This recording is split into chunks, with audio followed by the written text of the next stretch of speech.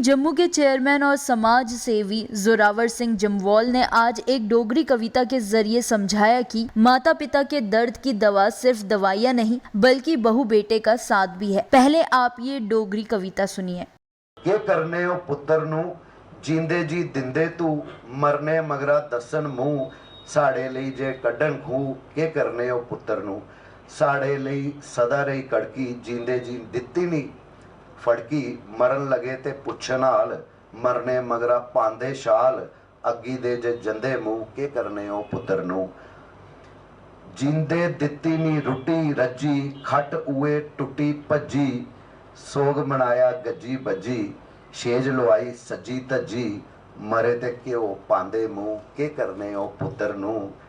जोरावर सिंह आज जम्मू के government Gandhinagar hospital में एक कार्यक्रम में मौजूद थे। उन्होंने पेन मैनेजमेंट पर कहा कि यूं तो ये सब्जेक्ट डॉक्टर्स और मेडिकल स्टूडेंट्स का है, मगर वो इतना जानते हैं कि बुजुर्गों को सिर्फ दर्द की दवा नहीं बल्कि केयर और साथ भी चाहिए। सबसे पहले तो मैं आभारी हूँ डॉक्टर रोहित लाहौरी जी का, जो कि एक अच्छे दोस्त, एक भाई है, और ख़ास करके मेरे बड़े भाई डॉक्टर बिटियाल साहब जो कि मेडिकल सुपरिटेंडेंट हैं, और जो आज मैं समझता हूँ कि special guest lecture doctor Rakesh Garg ji को मैंने फर्स्ट टाइम सुना, and I am very thankful to him also to sparing his precious time. और यहाँ पर बैठे लेडीज़ एंड जेंटलमैन, आप सभी को मेरा नमस्कार। शुरुआत जैसे डॉक्टर बिटियाल साहब ने की या डॉक्टर लाहौरी जी ने रेफरेंस दिया, मैं बता दूं कि बेशक पेशे से एक पत्रकार हूं, लेकिन पिछले 7-8 सालों में जिस तरफ इशारा किया गया कि ड्रग मिनेंस की बात की, तो 2014-15 में हमने एक चैरिटेबल ट्रस्ट बनाई जो कि team Jammu province charitable trust के नाम पे है। और जो एक्सपीरियंसेस खासकर डॉक्टर गर्ग जी ने शेयर किए हैं और जिसकी बात डॉक्टर लाहौरी जी ने की है कि जादू की जप्फी, विच मीन्स जो as a layman, I am not a student of medical science, पर जो मैं समझ सक रहा हूँ कि जो चीज़ें मेडिकल साइंस में नहीं लिखी हैं उन चीज़ों का भी प्रयोग करके हम एक इंसान को मेडिकल फैसिलिटीज़ के साथ साथ उस तरीके का माहौल, एनवायरनमेंट, चाहे वो हॉस्पिटल्स में हो, घरों में हो, दें, ताकि जो बात मैंने भी फर्स्ट टाइम सुनी, ए गुड डेथ, तो मैं समझता हूँ मैं उस बात से हटकर एक बात कहूँ कि गुड लाइफ गुड डेथ। लेकिन एक और बहुत बड़ा कारण है जो हमारे यूथ में दिख रहा है, inviting disease and inviting death. तो that is also a concept to be heard and to be researched upon, कि ऐसी क्या वजह है कि एक डिजीज़ आइडेंटिफाई होता है, for instance you referred of cancer, AIDS, liver cirrhosis, renal failure and likewise, और एक है कि आप स्वस्थ रह सकते हैं लेकिन आप इस तरीके के काम अपने यूथ एज में करते हैं कि you are inviting disease like liver cirrhosis, you are inviting disease like hepatitis A, B, you are inviting kidney failure, or for that matter cancer. Yes, I am referring to drug menace, and for that we are struggling, we are fighting each nook and corner of Jammu and Kashmir and especially Jammu province. और मेरी नज़र में ये है कि जो मैं समझता हूँ being a social activist, कि हम किस तरीके से डॉक्टर्स को, पैरामेडिक्स को या एडमिनिस्ट्रेशन को, हमारा वॉलंटियर या हमारी जो ट्रस्ट है वो हेल्प कर सकती है। और उसका मुझे जो एक आइडिया दिख रहा है वो यही है कि टीम जम्मू प्रोविंस का लगभग 40,000 वॉलंटियर है across the Jammu province, and mostly they are college, university और looking for jobs. Some have already joined in government or private nationals, but still they are part of our mission to wipe out drug from entire Jammu and Kashmir and to ensure a drug-free zone. जो हम समझ सकते हैं कि इससे पहले कि वो मरीज़ बने, क्यों ना हम वो भी कैंपेन के साथ जुड़े कि ऐसा हो ही ना हो। जैसे एक्सीडेंटल डेथ है या कुछ नेचुरल वो है या कुछ सिम्टम्स हैं बॉडी में, तो हो सकता है कैंसर हो या कुछ और। ज़्यादातर जो अब हम देख रहे हैं वो हम इनवाइट कर रहे हैं, हमारा यूथ इनवाइट कर रहा है उन चीज़ों की तरफ इस नशे की वजह से। और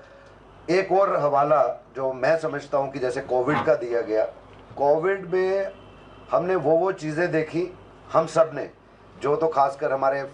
हेल्थ वॉरियर्स हैं, पैरामेडिकल स्टाफ है, डॉक्टर्स हैं, उन्होंने तो बिल्कुल मौत को आमने सामने देखा, ये हमने भी बाहर बैठ के देखा है, hats off to you all. लेकिन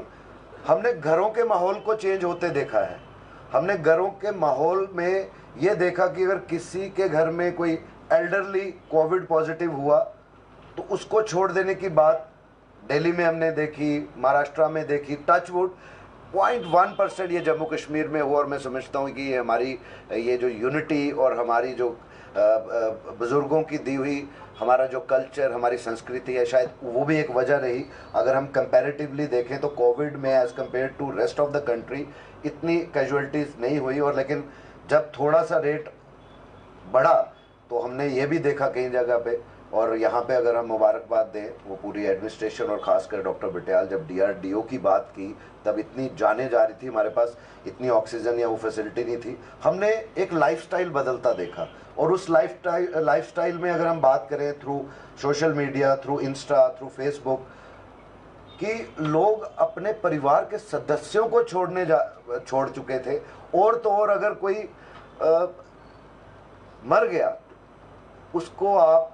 संस्कार तक नहीं लेके जा रहे हो, इससे बड़ी विडंबना क्या होगी। मैं समझता हूँ कि जीने का स्तर चेंज हुआ, लाइफ के प्रति सोच चेंज हुई इस कोरोना के बाद। जैसे डॉक्टर साहब ने कहा कि ऑनलाइन की हमने बात की, तो बच्चे कहाँ पढ़ रहे थे, ये सच्चाइयाँ हैं कि कईयों ने तो स्कूल देखा नहीं। और अब पेरेंट्स को ये दिक्कत आ रही है कि उनको टेम किया जा रहा है कि what is school, what is uniform and what is discipline, जो कि बड़ा मुश्किल वक्त है। ऐसा नहीं है कोरोना चला गया, कोरोना जाते जाते बहुत कुछ समाज में छोड़ गया जिसको दुरुस्त इस समाज ने करना है, और जिसकी बिगनिंग मैं समझता हूँ कि डॉक्टर साहब, चाहे इस हीलिंग हार्ट्स एंड कम्युनिटी की जो आज हम पूरे वर्ल्ड में मनाया जा रहा है और हम जम्मू में मना रहे हैं, आपने इसकी शुरुआत की है। मैं आपको यही एश्योर करूँगा कि जहाँ जहाँ पर इस तरीके के अवेयरनेस कैंप्स अगर हम लगा सकें, और जहाँ आपने हवाला किया कि मेडिकल प्रिस्क्रिप्शन के अलावा भी आपको देना, चाहे जादू की जफ्फी देनी है, चाहे प्यार भरी मुस्कान देनी है, जो अक्सर हम देखते हैं। जैसे मैं पढ़ रहा था जो आपने मुझे कुछ operational guidelines of palliative care at health and wellness centres की बात की, मैंने एक आधे घंटे में ही पढ़ी, तो इतना मेरिटोरियस स्टूडेंट नहीं रहा हूँ कॉलेज या स्कूल के वक्त में, लेकिन जो मैं समझ पाया हूँ अपने हिसाब से कि हमें उन पेशेंट्स को सिर्फ दवाई नहीं देनी है, टाइमली खाना नहीं देना है, लेकिन उनके साथ भी बैठना है। जहाँ पर हमें लगता है कि हमने अगर घर पे भी कोई हमारे कोई बुजुर्ग या कुछ इस तरीके का पेशेंट होगा तो खाना मिल गया, दवाई मिल गई, ओके, लेकिन उसके पास कोई नहीं है। मुझे लगता है कि वो जो मेंटल एगनी, जो दर्द है, वो हमें समाज में कहीं ना कहीं अपने जो यंगस्टर्स हैं उनको समझाना पड़ेगा कि एक वक्त आएगा कि आप भी बुजुर्ग होंगे, और भगवान ना करे आपको इस किस्म की बीमारी से जूझना पड़े। तब क्या होगा जब आपके बच्चे भी ऐसा करेंगे। तो आज हमें ये एहसास अपने बच्चों तक जो है, मुझे लगता है कि जो आने वाली जनरेशन है वो तभी हो सकता है कि हम इस तरीके के कार्यक्रमों में मैक्सिमम यूथ इन्वॉल्व करें, और इस चीज़ को हम कॉलेज, यूनिवर्सिटीज़ लेवल तक लेके जाएं, और जहाँ जहाँ पर भी हम पहुँच सकते हैं, ताकि एक रेवोल्यूशन बने, ये एक मूवमेंट बने, ना कि साल में एक 8 अक्टूबर आए और हम फिर इकट्ठा हों और इसको मनाएं। मैं समझता हूँ कि आज के इस दौर में जहाँ पर हम इतने चैलेंजेस फेस कर रहे हैं पोस्ट कोविड में, ये भी बहुत बड़ा चैलेंज है, लेकिन साथ ही साथ में we are so happy, we are so delighted कि कल तक जिनके पास पैसे तक नहीं होते थे एम्स या PGI तक पहुंचने के, आज उनको ये सुविधाएं अपने ही घर के आसपास मिल रही हैं। मैं ये बधाई का पात्र है आप सब लोग, जितने भी डॉक्टर्स हैं, एडमिनिस्ट्रेशन है, कि आज वो फैसिलिटीज़ जो कितने 100 किलोमीटर हमारे गांव देहातों से, शहरों से तो छोड़िए, जो गांव देहातों से भी बेचारे लोग आते थे, जैसे डॉक्टर साहब ने, डॉक्टर गर्ग ने रेफरेंस दिया, डेली वेजेस, कोई किसान, उसके पास हो सकता है जम्मू पहुंचने का किराया ना हो, कोई बनिहाल से चलेगा, कोई उधमपुर से चलेगा, कोई बिलावर से चलेगा। CMO साहब यहाँ बैठे थे, डूडू बसंतगढ़, वहाँ पे तो अभी भी ट्रांसपोर्टेशन लेवल की सर्विस नहीं है। तो वी कैन इमेजिन, हम शहरों में बैठ के जस्ट सोचिए कि वो लोग कैसे जी रहे होंगे, और वो लोग, उनको एक संदेश देना बहुत ज़रूरी है, जो ये समझते हैं कि जो बुज़ुर्ग हो चुके हैं, अब वो किसी काम के नहीं रहे हैं। अंत में ज़्यादातर यहाँ पर जमुआइट्स ही हैं, कुछ को छोड़ के। तो मुझे याद है एक how to deal with the elderlies, ये तो आ गया। स्पेशली क्रॉनिक पेशेंट्स का मैं लास्ट में ये कहूँगा कि रणधीर सिंह रैपरिया जी बहुत मशहूर व्यंग के कवि हैं हमारे डोगरा कम्युनिटी में, और उन्होंने उन लोगों के लिए एक टॉन्ट और एक मैसेज दिया कि ऐसे लोगों को एहसास करना पड़ेगा कि सच्चाई से मुंह मत परखिए। मैं कविता थोड़ी लंबी है लेकिन अंत में यही कंक्लूड करूँगा, माँ बोली डोगरी में उनकी कुछ लाइनें बताऊँगा। हो सकता है जो हमारी बहनें, हमारे भाई, पैरामेडिकल स्टाफ, डॉक्टर्स यहाँ पर बैठे हैं, those who are well versed with Dogri language, और बाद में जिनको नहीं है हम उनको ट्रांसलेट करके भी दे सकते हैं, ताकि आप जहाँ पर जाएं ये चीज़ें ज़रूर कहीं बताएं समाज को, ताकि उनको ज़रूरी नहीं है कि डायरेक्टली इनडायरेक्टली भी बताने से कईयों के एहसास जाग जाते हैं और कहते हैं कि सुबह का भूला रात को घर आ जाए तो उसको भूला नहीं कहते हैं। उन्होंने लिखा के करने हो पुत्र नू, बहू और बेटे के लिए बुजुर्गों ने लिखा के करने हो पुत्र नू, जींदे जी दिंदे तू, मरने मगरा दसन मुँह, साड़े लई जे कड्डन खूह, के करने हो पुत्र नू, साड़े लई सदा रही कड़की, जींदे जी दित्ती नहीं फड़की, मरन लगे ते पुछन हाल, मरने मगरा पांदे शाल, अग्गी दे जे जंदे मुँह, के करने हो पुत्र नू, जींदे दित्ती नी रुटी रजी, खट उए टुटी भज्जी, सोग मनाया गज्जी बज्जी, शेज लवाई सज्जी तज्जी, मरे ते घ्यो पांदे मुँह, के करने हो पुत्र नू, चवरी बारखी श्राद्ध करांदे, पानी पिछू साल दुआंदे, फोटो गी फिर धूफ दिखांदे, मरदे लैजल पांदे मुँह, के करने हो पुत्र नू। मुझे लगता है कि ये लंबी है लेकिन मैं ये एक मैसेज देना चाहता हूँ इस प्लेटफॉर्म से उन लोगों को जो ये समझते हैं कि कोई बेड पे पड़ा है, उसकी उम्र दराज हो गई या उसको कोई बीमारी लग गई है तो हमारे पास वक्त नहीं है। मैं समझता हूँ कि उनको ये समझना चाहिए और हम सब मिलके इस समाज को फिर से उसी